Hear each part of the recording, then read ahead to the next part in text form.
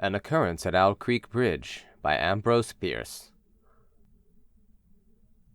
A man stood upon a railroad bridge in northern Alabama, looking down into the swift water 20 feet below. The man's hands were behind his back, the wrists bound with a cord. A rope closely encircled his neck. It was attached to a stout cross timber above his head, and the slack fell to the level of his knees. Some loose boards laid upon the ties supporting the rails of the railway supplied a footing for him and his executioners. 2 private soldiers of the Federal Army, directed by a sergeant who in civil life may have been a deputy sheriff. At a short remove upon the same temporary platform was an officer in the uniform of his rank, armed. He was a captain. A sentinel at each end of the bridge stood with his rifle in the position known as support, that is to say, vertical in front of the left shoulder, the hammer resting on the forearm thrown straight across the chest, a formal and unnatural position, enforcing an erect carriage of the body. It did not appear to be the duty of these 2 men to know what was occurring at the center of the bridge. They merely blockaded the 2 ends of the foot planking that traversed it.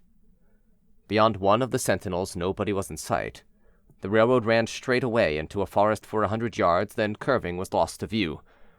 Doubtless there was an outpost farther along.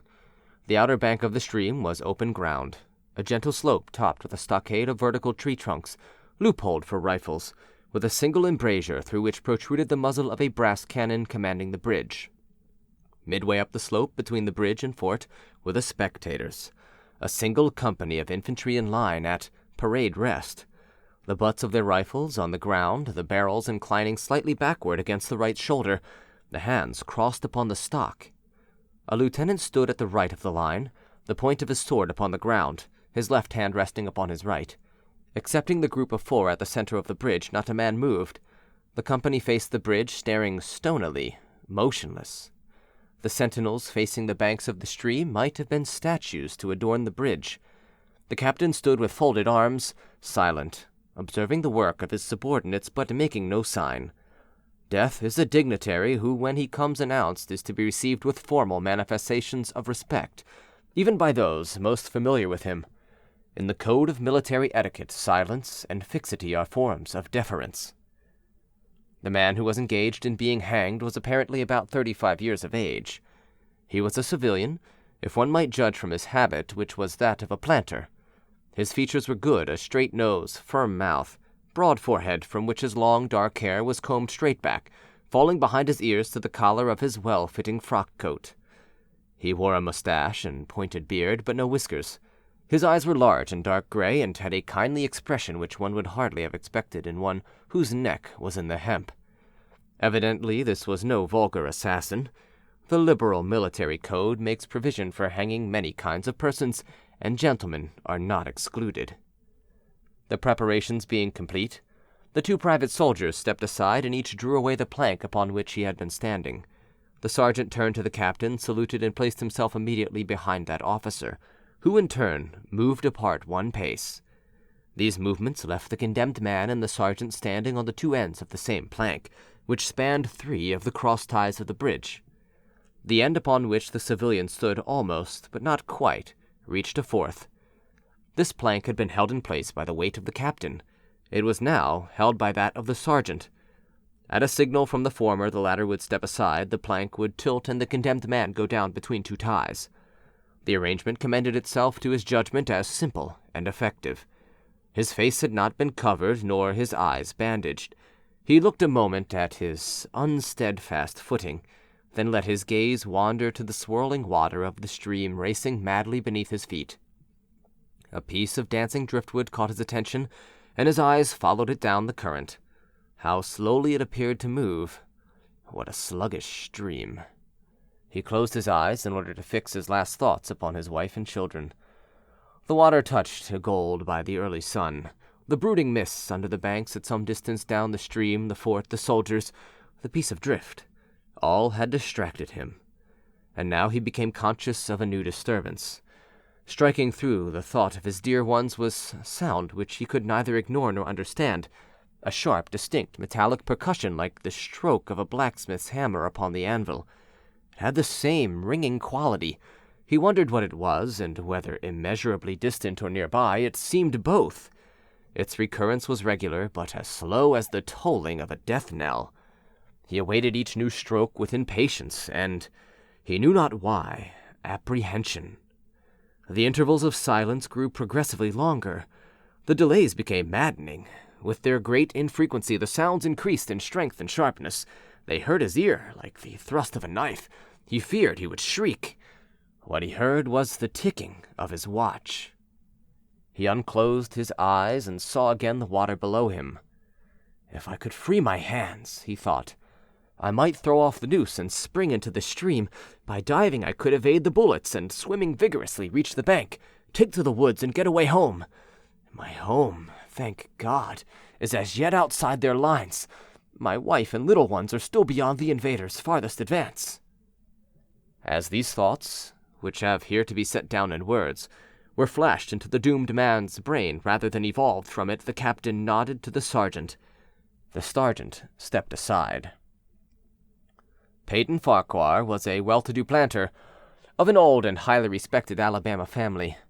Being a slave owner, and like other slave owners, a politician, he was naturally an original successionist and ardently devoted to the Southern cause.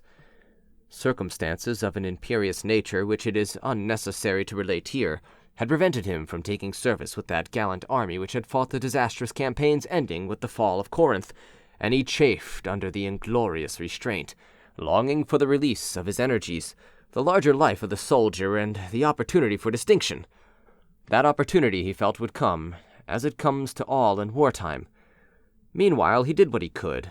No service was too humble for him to perform in the aid of the South, no adventure too perilous for him to undertake if consistent with the character of a civilian who was at heart a soldier, and who in good faith, and without too much qualification, assented to at least a part of the frankly villainous dictum that all is fair in love and war.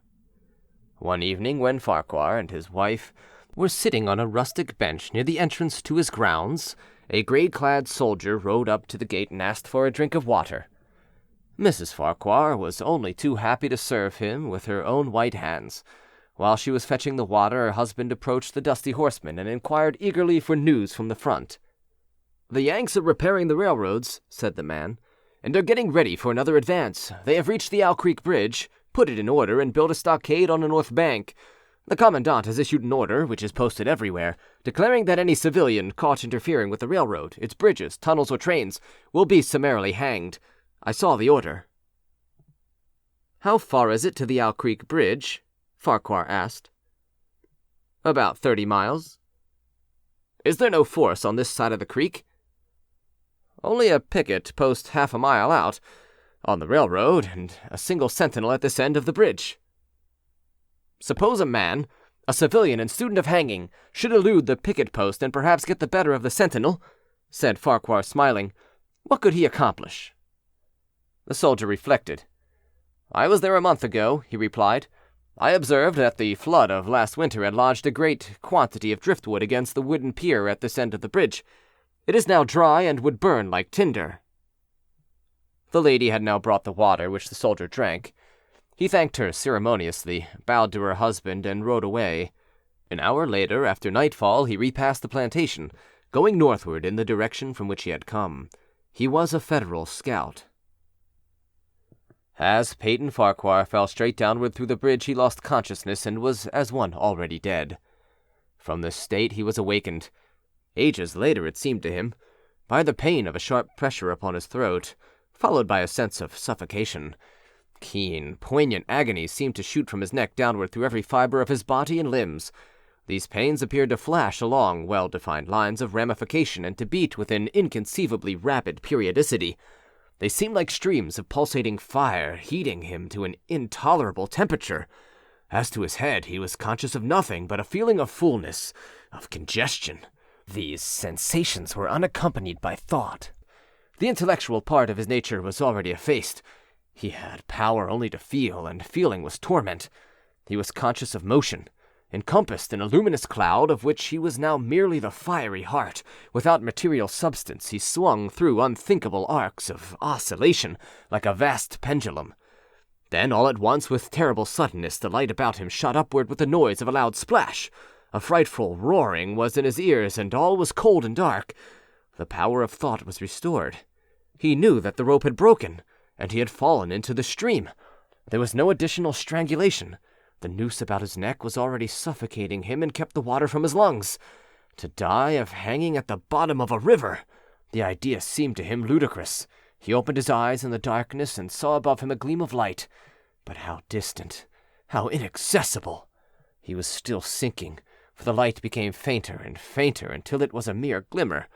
Then it began to grow and brighten, and he knew that he was rising toward the surface, knew it with reluctance, for he was now very comfortable. To be hanged and drowned, he thought, that is not so bad, but I do not wish to be shot. No, I would not be shot. That is not fair. He was not conscious of an effort, but a sharp pain in his wrist apprised him that he was trying to free his hands. He gave the struggle his attention, as an idler might observe the feat of a juggler without interest in the outcome. What splendid effort! What magnificent! What superhuman strength! Ah, that was a fine endeavor! Bravo! The cord fell away, his arms parted and floated upward, the hands dimly seen on each side in the growing light. He watched them with a new interest as first one and then the other pounced upon the noose at his neck. They tore it away and thrust it fiercely aside, its undulations resembling those of a water snake. Put it back! Put it back! He thought. He shouted these words to his hands, for the undoing of the noose had been succeeded by the direst pang that he had yet experienced. His neck ached horribly, his brain was on fire, his heart, which had been fluttering faintly, gave a great leap, trying to force itself out of his mouth. His whole body was racked and wrenched with an insupportable anguish. But his disobedient hands gave no heed to the command. They beat the water vigorously with quick, downward strokes, forcing him to the surface. He felt his head emerge. His eyes were blinded by the sunlight, his chest expanded convulsively, and with a supreme and crowning agony his lungs engulfed a great draught of air, which instantly he expelled in a shriek. He was now in full possession of his physical senses. They were indeed preternaturally keen and alert. Something in the awful disturbance of his organic system had so exalted and refined them that they made record of things never before perceived. He felt the ripples upon his face and heard their separate sounds as they struck. He looked at the forest on the bank of the stream, saw the individual trees, the leaves and the veining of each leaf. He saw the very insects upon them, the locusts, the brilliant-bodied flies, the gray spiders stretching their webs from twig to twig. He noted the prismatic colors in all the dewdrops upon a million blades of grass, the humming of the gnats that danced above the eddies of the stream, the beating of the dragonfly's wings, the strokes of the water spider's legs like oars which had lifted their boat. All these made audible music. A fish slid along beneath his eyes, and he heard the rush of its body parting the water. He had come to the surface, facing down the stream. In a moment the visible world seemed to wheel slowly round, himself the pivotal point, and he saw the bridge, the fort, the soldiers upon the bridge, the captain, the sergeant, the two privates, his executioners. They were in silhouette against the blue sky. They shouted and gesticulated, pointing at him. The captain had drawn his pistol, but did not fire. The others were unarmed. Their movements were grotesque and horrible, their forms gigantic. Suddenly he heard a sharp report, and something struck the water smartly within a few inches of his head, spattering his face with spray. He heard a second report, and saw one of the sentinels with his rifle at his shoulder, a light cloud of blue smoke rising from the muzzle. The man in the water saw the eye of the man on the bridge gazing into his own through the sights of the rifle. He observed that it was a gray eye, and remembered having read that gray eyes were keenest, and that all famous marksmen had them. Nevertheless, this one had missed. A counter-swirl had caught Farquhar and turned him half round. He was again looking at the forest on the bank opposite the fort. The sound of a clear, high voice in a monotonous sing-song now rang out behind him and across the water with a distinctness that pierced and subdued all other sounds, even the beating of the ripples in his ears. Although no soldier, he had frequented camps enough to know the dread significance of that deliberate, drawling, aspirated chant. The lieutenant on the shore was taking a part in the morning's work. How coldly and pitilessly, with what an even, calm intonation, presaging and enforcing tranquillity in the men, with what accurately measured interval fell those cruel words. "Company! Attention! Shoulder arms! Ready! Aim! Fire!" Farquhar dived as deeply as he could. The water roared in his ears like the voice of Niagara. Yet he heard the dull thunder of the volley, and rising again toward the surface met shining bits of metal, singularly flattened, oscillating slowly downward. Some of them touched him on the face and hands, then fell away, continuing their descent. One lodged between his collar and neck. It was uncomfortably warm, and he snatched it out. As he rose to the surface, gasping for breath, he saw that he had been a long time under water. He was perceptibly farther downstream and nearer to safety. The soldiers had almost finished reloading. The metal ramrods flashed all at once in the sunshine as they were drawn from the barrels, turned in the air, and thrust into their sockets. The two sentinels fired again, independently and ineffectually. The hunted man saw all this over his shoulder. He was now swimming vigorously with the current. His brain was as energetic as his arms and legs. He thought with the rapidity of lightning. The officer, he reasoned, will not make that Martinet's error a second time. It is as easy to dodge a volley as a single shot. He has probably already given the command to fire at will. God help me, I cannot dodge them all. An appalling splash within 2 yards of him was followed by a loud, rushing sound, diminuendo, which seemed to travel back through the air to the fort and died in an explosion which stirred the very river to its depths. A rising sheet of water curved over him, fell down upon him, blinded him, and strangled him.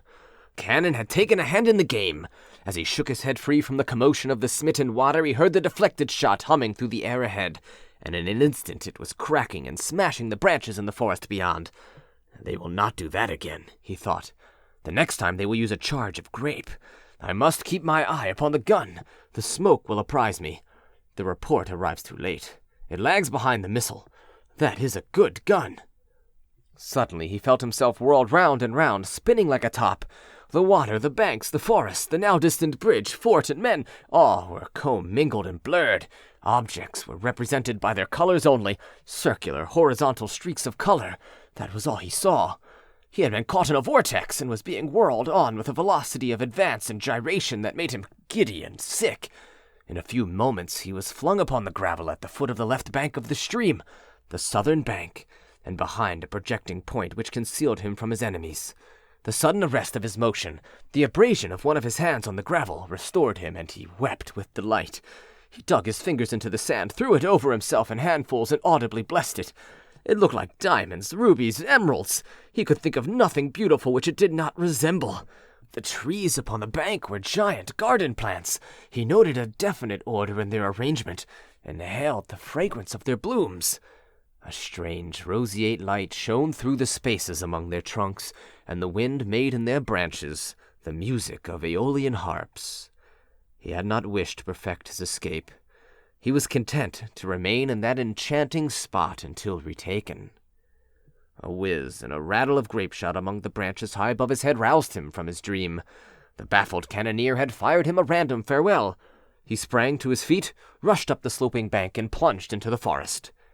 All that day he traveled, laying his course by the rounding sun. The forest seemed interminable. Nowhere did he discover a break in it, not even a woodsman's road. He had not known that he lived in so wild a region. There was something uncanny in the revelation. By nightfall he was fatigued, footsore, famished. The thought of his wife and children urged him on. At last he found a road which led him in what he knew to be the right direction. It was as wide and straight as a city street, yet it seemed untraveled. No fields bordered it, no dwelling anywhere. Not so much as the barking of a dog suggested human habitation. The black bodies of the trees formed a straight wall on both sides, terminating on the horizon in a point like a diagram in a lesson in perspective. Overhead, as he looked up through this rift in the wood, shone great golden stars, looking unfamiliar and grouped in strange constellations. He was sure they were arranged in some order which had a secret and malign significance. The wood on either side was full of singular noises, among which, once, twice, and again, he distinctly heard whispers in an unknown tongue. His neck was in pain, and lifting his hand to it, found it horribly swollen. He knew that it had a circle of black where the rope had bruised it. His eyes felt congested. He could no longer close them. His tongue was swollen with thirst. He relieved its fever by thrusting it forward from between his teeth into the cold air. How softly the turf had carpeted the untraveled avenue. He could no longer feel the roadway beneath his feet. Doubtless, despite his suffering, he had fallen asleep while walking, for now he sees another scene. Perhaps he has merely recovered from a delirium. He stands at the gate of his own home. All is as he left it, and all bright and beautiful in the morning sunshine. He must have traveled the entire night. As he pushes open the gate and passes up the wide white walk, he sees a flutter of female garments. His wife, looking fresh and cool and sweet, steps down from the veranda to meet him. At the bottom of the steps she stands waiting, with a smile of ineffable joy, and attitude of matchless grace and dignity. Ah, how beautiful she is! He springs forward with extended arms. As he is about to clasp her, he feels a stunning blow upon the back of his neck. A blinding white light blazes all about him with a sound like the shock of a cannon. Then all is darkness and silence. Peyton Farquhar was dead. His body, with a broken neck, swung gently from side to side beneath the timbers of the Owl Creek Bridge.